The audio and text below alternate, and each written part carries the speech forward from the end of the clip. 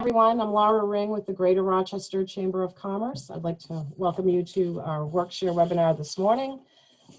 This is being presented by the Tri-Chambers of Commerce, which is the Greater Dover, Greater Rochester, and the Falls Chamber of Commerce in Somersworth. And we're pleased to hear about this program that New Hampshire Employment Security is doing called WorkShare.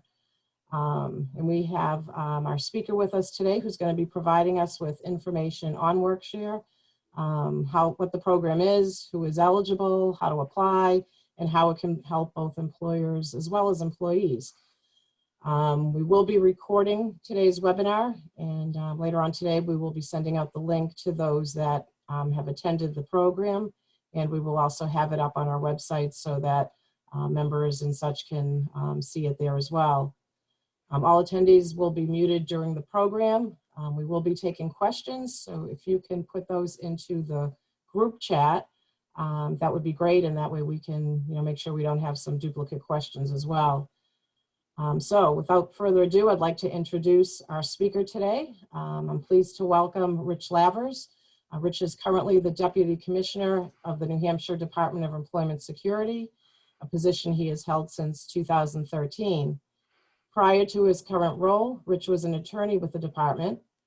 The department does play a critical role in workforce support and development in the state, charged with administering the state's unemployment program, as well as several reemployment programs designed to connect hiring employers and job seekers. So thank you, Rich, for your time this morning. We appreciate you being here to provide us information on this program that just sounds, very valuable and important to business. Well, thank you. This time. Yeah, thank you, Laura, and thank you to Rochester and Dover and Somersworth Chambers for providing the department with the opportunity to talk with employers in this region. So we're going to talk about the WorkShare program. I'll give you some quick statistics on utilization of the program thus far during the pandemic. We'll go over some fairly quick slide deck, and then we'll open it up for questions. And maybe if we're lucky, I'll be able to give you all back some time this morning that you can use to get some other stuff done.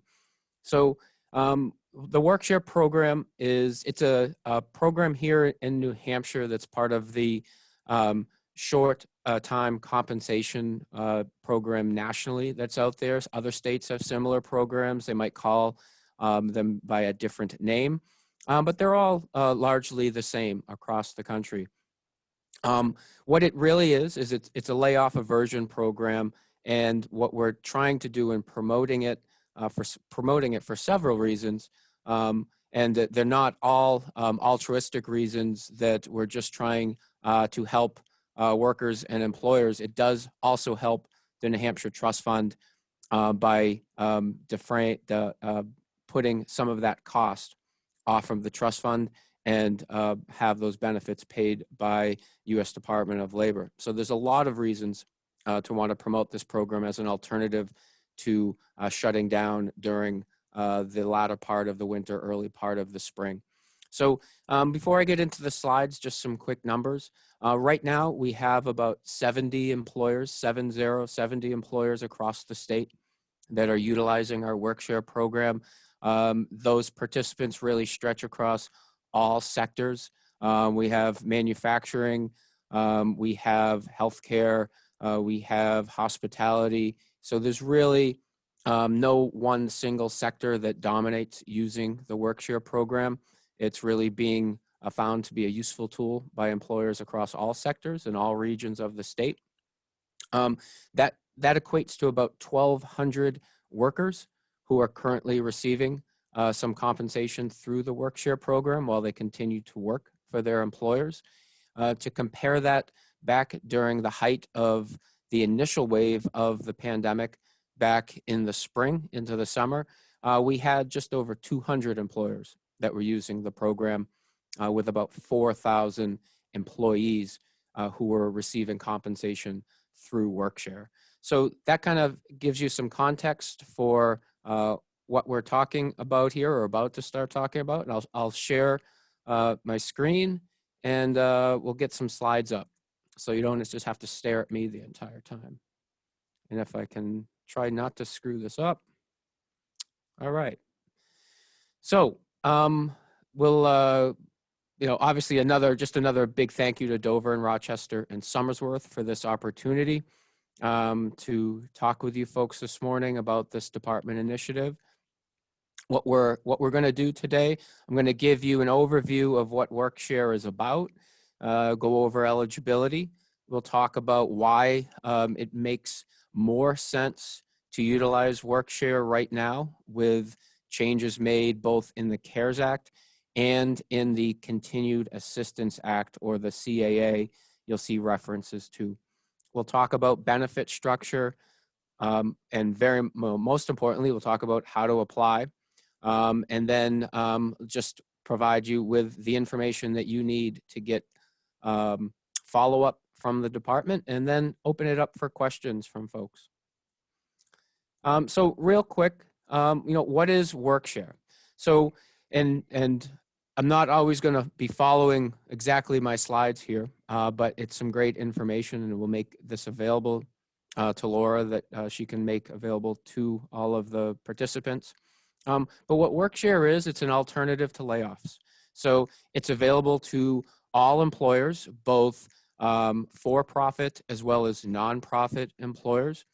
It's an alternative to what you have heard from some in the hospitality sector specifically, that talking about hibernating for the winter, right? So the concept of temporarily shutting down a business for the winter to try to get through the heavy part of the pandemic and get to the other side when weather is a little bit warmer, behaviors return a little bit more to normal, more people are vaccinated, and there's more business activity. So what WorkShare is designed to do is to give you an alternative to doing that. So rather than laying off employees, either a portion of your employees or all of your employees, WorkShare allows you to reduce hours equally, either across a single unit within your business, or across several units, or across your entire business. You can pick the percent of hour reduction for each unit. You can do as little as a 10% work reduction for a unit, or as much as a 50% reduction in hours for each unit. And then the attraction of WorkShare is that those employees that are part of the WorkShare plan, they then become eligible for a percentage of their unemployment benefits. And right now, that also includes the additional federal plus-up payment of $300. So there's really some incentive there for the employer. The employer is maintaining and keeping workforce so that that you're not going to lose those folks to a competitor or to another sector that is hiring right now by if you were to go and shut down for an extended period of time. Those employees keep their benefits, they stay employed, and we make up most, if not all, of the gap in lost earnings that they're going to be getting by the reduction in hours with the percentage of their unemployment benefit and that federal plus-up payment. So there's a lot of benefit across the board for employer and employee, and as I had indicated before, benefit to the state as well, because these benefits are reimbursed at 100% by the federal government right now as part of the CARES Act and the CAA. So these benefits do not come out of the trust fund. That's also why the program right now makes sense for nonprofit employers as well. Typically, this is not a program that would make sense for a nonprofit, because nonprofits typically reimburse the department dollar for dollar for benefits that are paid out to their former workers. So normally that structure would not fit well with WorkShare. However, right now, where those benefit payments are paid 100% by the U.S. Department of Labor, that is not a cost that would be an impediment to participation for a nonprofit. So it really makes sense for the nonprofit sector as well.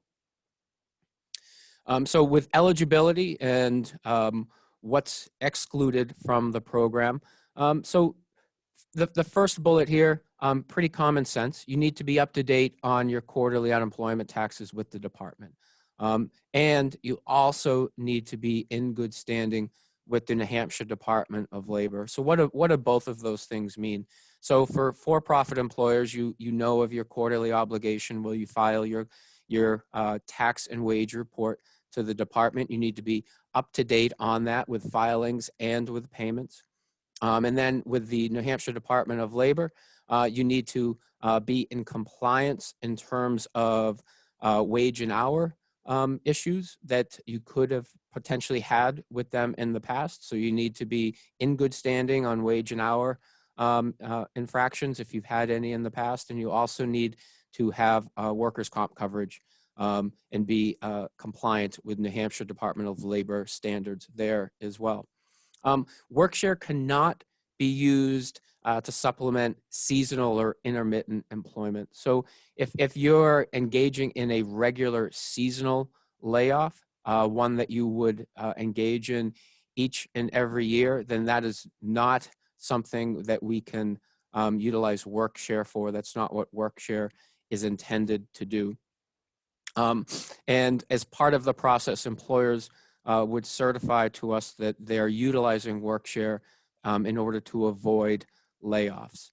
And then the last bullet here, if you are an employer with a collective bargaining agreement, a unionized shop, then the plan must be approved by the employee agent and be allowed under that collective bargaining agreement.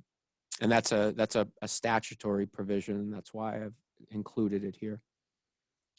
So some of the changes to WorkShare that we've seen during the pandemic, the big attraction on the worker side, and really an attraction on the employer side, is that participating workers, in addition to getting a percentage of their unemployment benefit, they also get the plus-up payment under the CARES Act and CAA, which is right now set at $300 a week.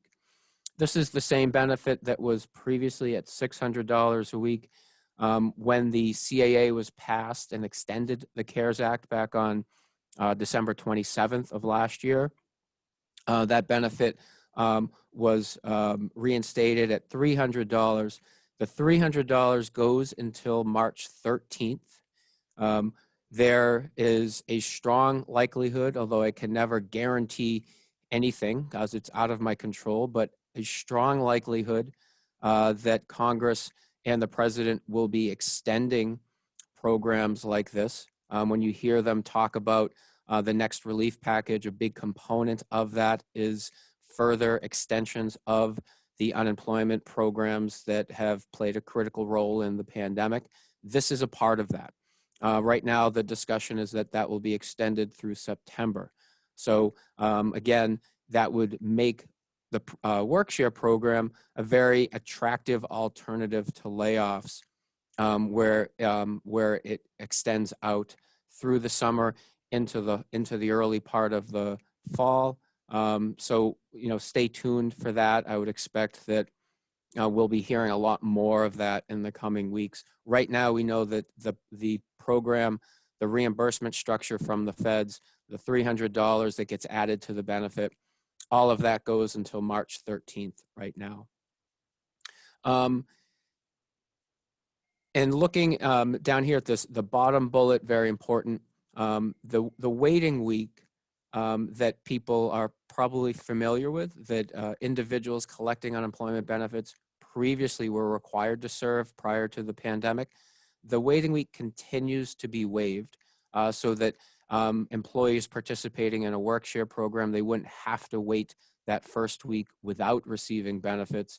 Benefits are able to start immediately upon a plan being approved and satisfying all of the requirements of the program.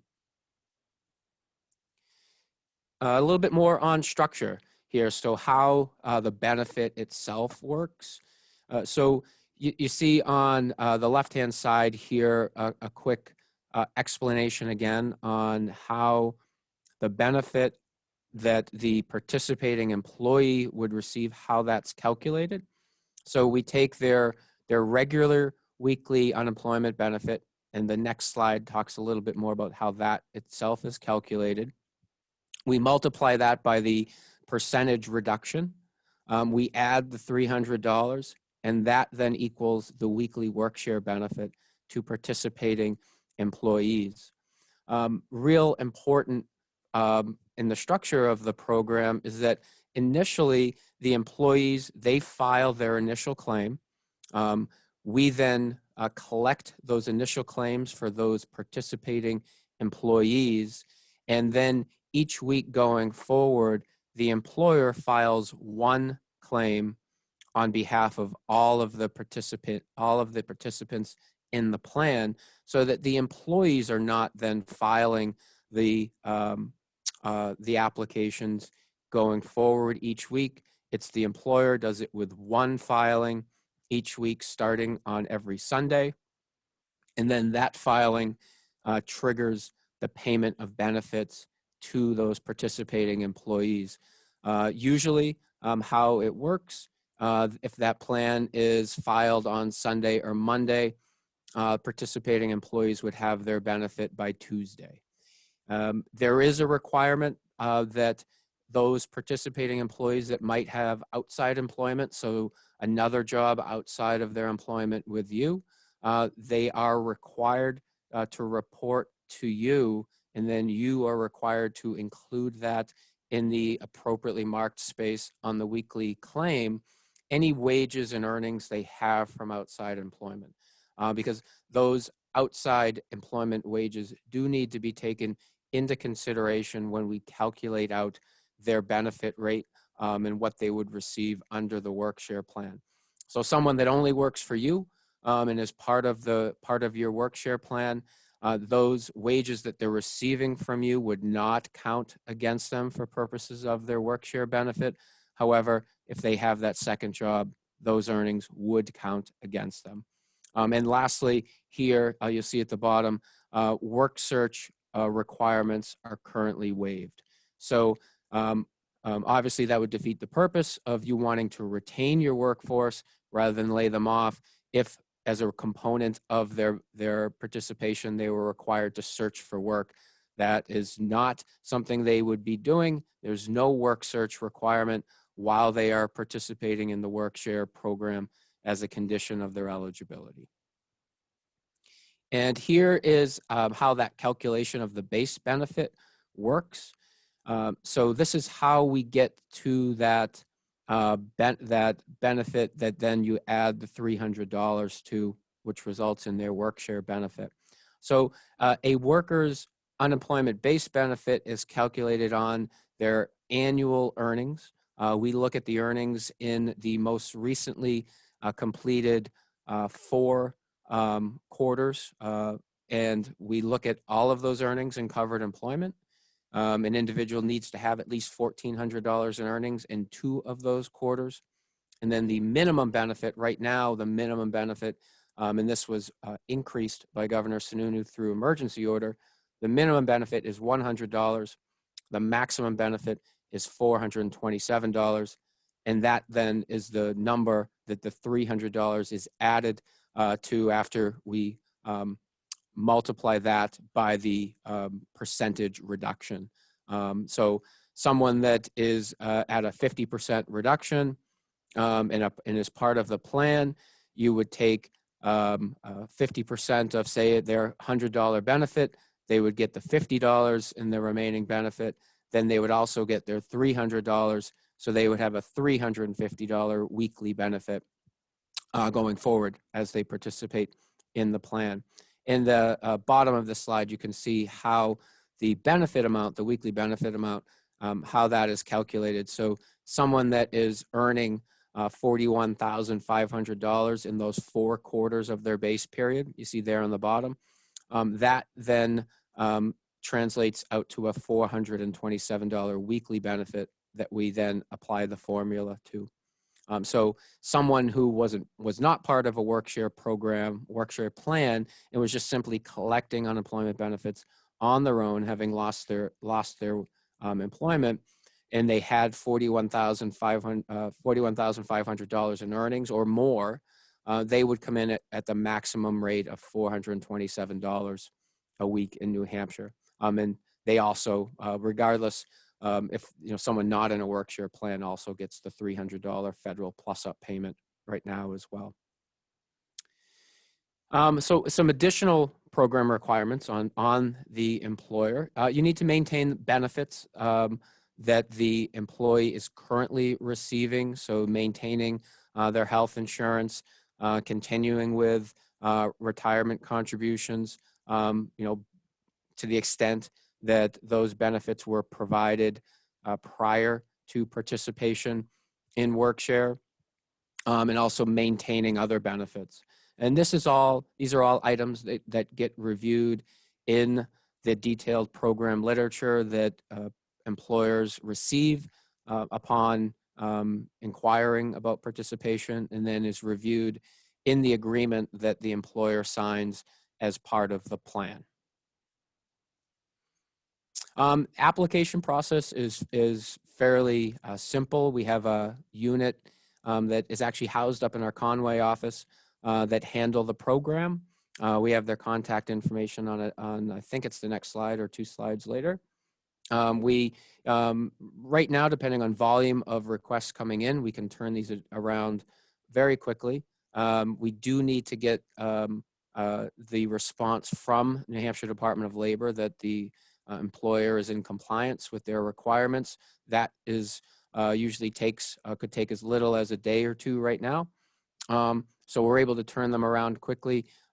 We do request that we have at least 15 days prior to your planned start of the WorkShare plan in order to get everything buttoned up, the agreement in place, and get that done. But obviously, if there are instances where you need to get a plan moved through quickly, we will work with any employer and do the best that we can. Once the plan is approved again, as we had talked about before, the employees then submit an initial claim. We then collect those initial claims for all participants, and then the employer then submits the continued weekly claim. And that's something that gets submitted each week as you move forward. Some information that is needed that you'll want to have handy when you're putting the application together. Really nothing earth-shattering here. A lot of this is information that you're going to have anyway. So we need the employer-specific information. We need to know the plan reason and start date. We need to know what the hourly reductions are, the percentage reductions for the unit or however many units and plans you're going to have. And then we need the employee specific information as well, names, social security numbers, and some other those items that we'll review as part of the application process. And so that's really it. It's not an incredibly complicated program, but one that provides some tremendous benefit, particularly right now during the pandemic.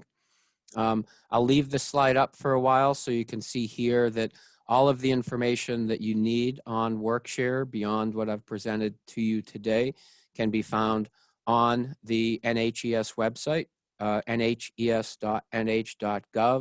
You'll see a big green button on that page like you see here. You click on that and it brings up more program information along with all the contact information that you see here as well, with our WorkShare email address, phone number, and fax. And like I indicated before, we have a dedicated unit in our Conway office that handles this program. Did a great job of handling the volume when we were at the peak of program participation back in the first wave of the pandemic, and they're ready to go on additional applications and getting more employers enrolled. So that is it for the my slides. I'll now just turn it over. I'll stop the share and I'll turn it over to participants with questions, and hopefully we can answer. And we do have a couple of questions in the chat for you, Rich. One of them is, how long does an employee have to have worked for the employer in order to be eligible? Yeah, so there's no minimum set period of time that the worker needs to have been with you to be a participant in the plan.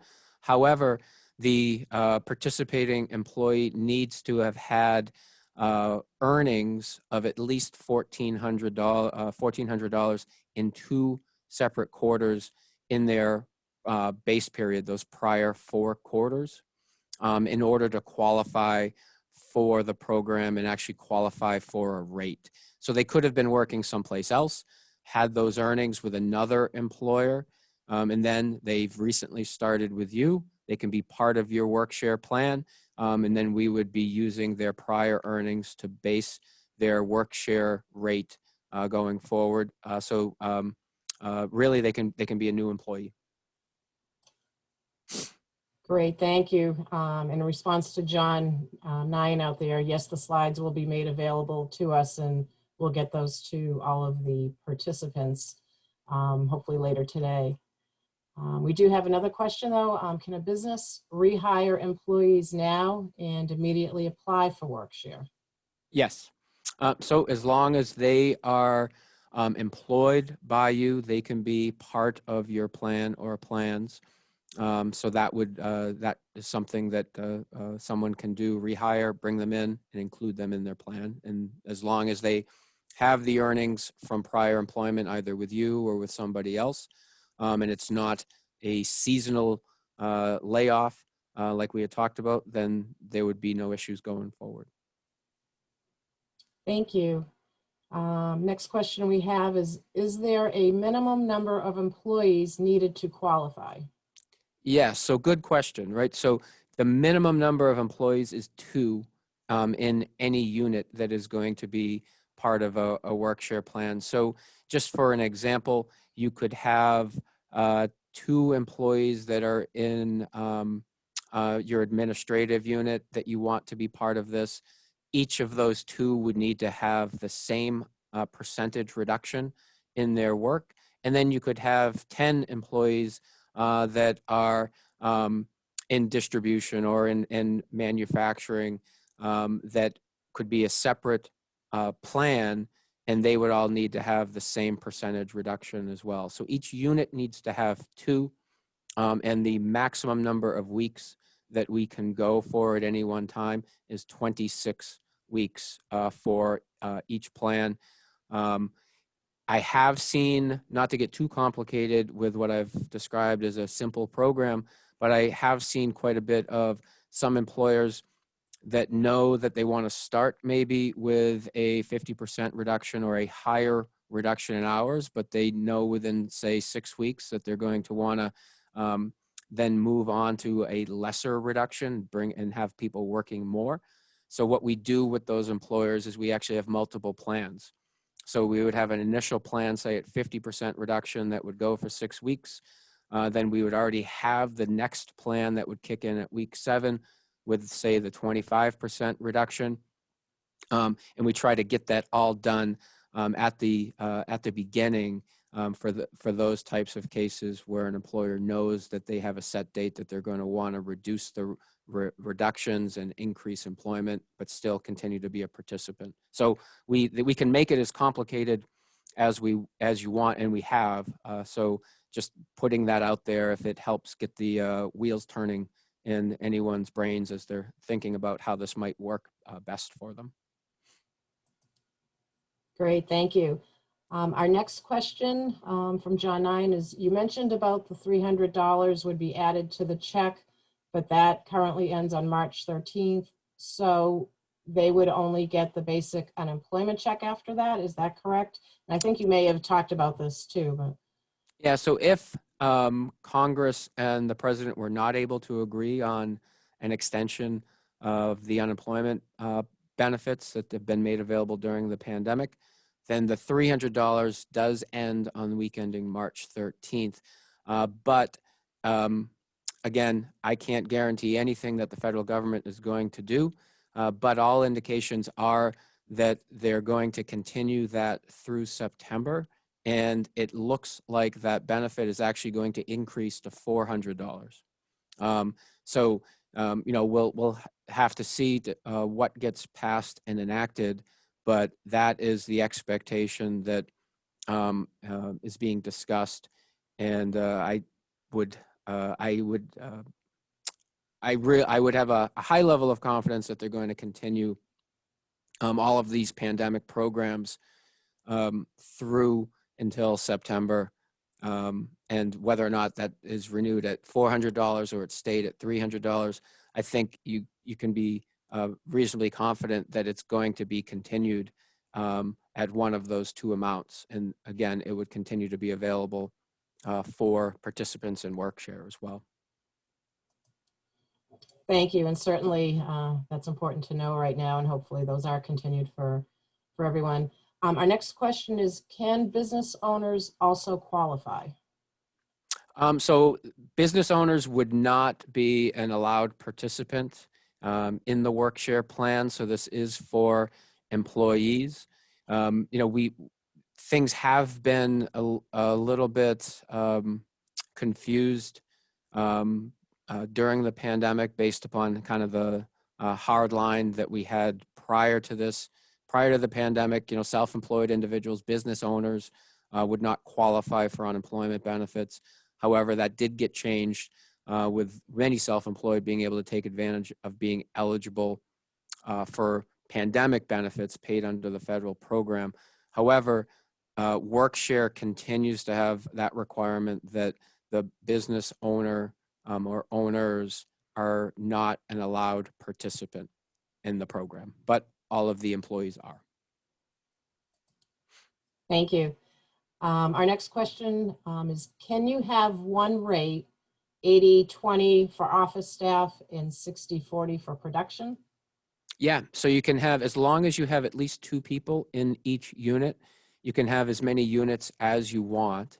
And within each of those units, the reduction has to be between 10 to 50%.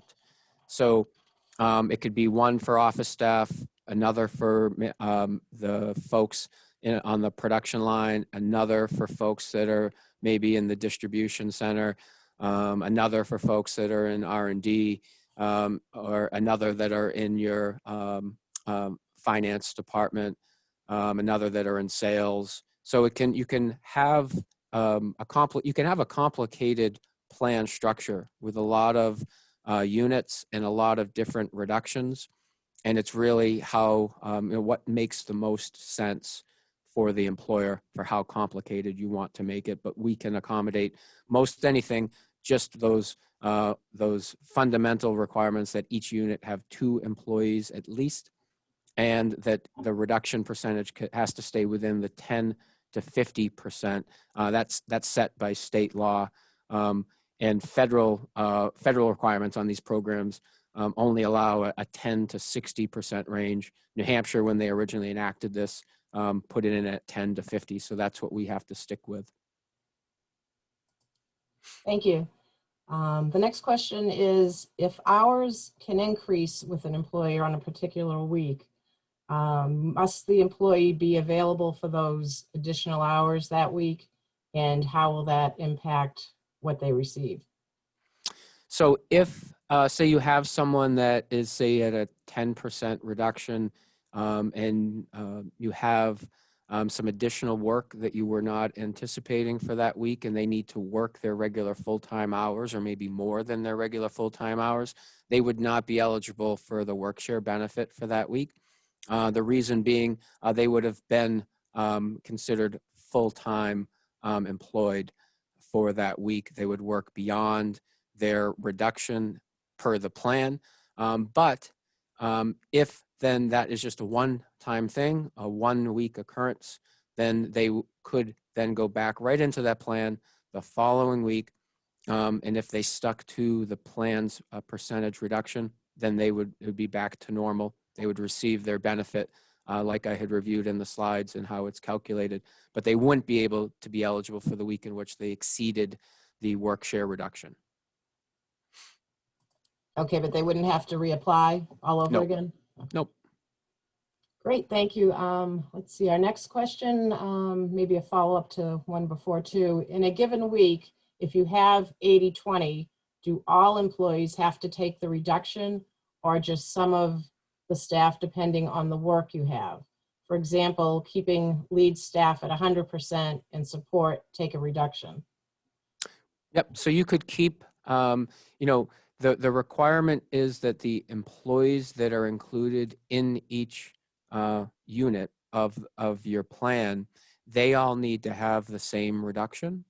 But you could have the supervising staff as a part of a unit that don't have a reduction, and others that they then oversee could have that reduction. But everyone in each unit needs to have at least 2 employees, and those employees within each unit need to have a consistent reduction, but the reduction amounts can change from unit to unit.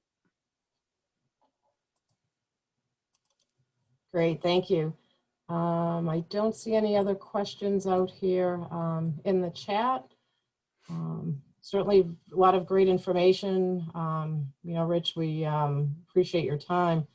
It's certainly, oh, wait a minute, let me see if there's, nope, we already asked that one. Certainly a lot of good information. It's definitely sounds like a great program as an alternative to having to lay people off and have employees maintain their jobs. So certainly a great program. How long has it been going on? WorkShare has been in place for about a decade. Okay. So it's kind of rebranded right now during the pandemic because of the size of the plus-up payments and the eligibility within WorkShare really changes the program quite a bit and makes it a more attractive alternative rather than completely shutting down. So hopefully it was time well spent by everybody, and as hoped, we're getting done with giving you some time back, which is always nice, particularly on a Friday.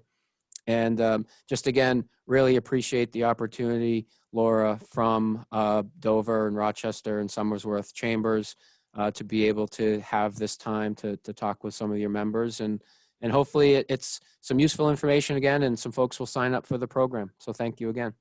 Thank you. Thank you for the presentation. And when I have your contact information, so when I receive the slides, I'll provide that to everyone as well, should they want to reach out and either call you or email you. We are getting some comments saying thank you for the presentation. It's been very useful. So. All right. Great. Thank you, Rich. We appreciate your time.